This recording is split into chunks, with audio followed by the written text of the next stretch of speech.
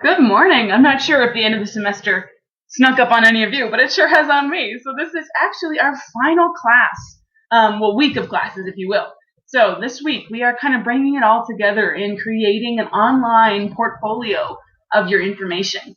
And I kind of wanted to go over a couple of your options on our wonderful D2L page. If you check out the content section, I'll come back to that rubric. But down at the bottom is creating a website. So in here, there's a tutorial from Craig Beals, who is the 2015 Montana Teacher of the Year, who does a flipped classroom. So he has websites and creates websites.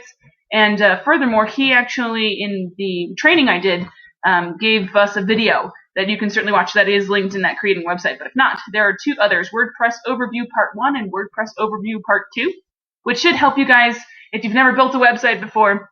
At least provide two options. One from Google Sites, which Craig Beals in this creating a website thing we'll talk about.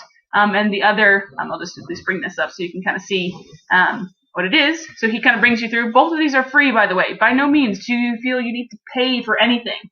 If you choose to pay for your own website, more often than not, we're talking about $2.99 per year to host most of these sites. So keep that in mind. If you choose to or want to pursue a website as kind of your communication tool with your students and your teachers, your students and your parents, then I totally encourage you to pay that $2.99 to actually own the website address, the URL at the top. But if not, that's certainly not required for this assignment. What I did want to kind of go through is the difference between Google Sites and WordPress. Those are the two sites that I'm most familiar with that offer free hosting of websites. Google is pretty straightforward, especially if you have Google accounts already.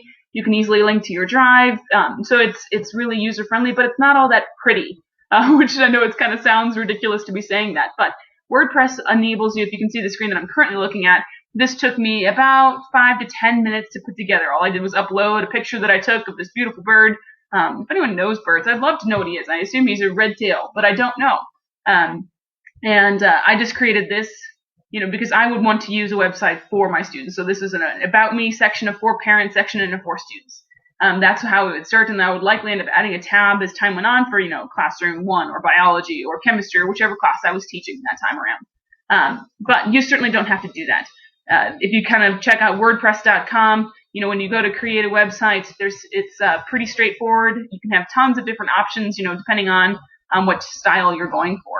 So this is a much more, professional way to run a website, but it may be more difficult because you won't have documents already linked in there. The thing to note with all of this is that I really don't want to see personal information up there. So if you're going to upload your resume, which is totally appropriate, try to remove anything that's really identifiable. So don't put your name or your address or your email address unless you really would like that up there. A lot of these websites offer a contact me page, if you will, that kind of encrypts your email address so you don't end up getting spam to out the wazoo.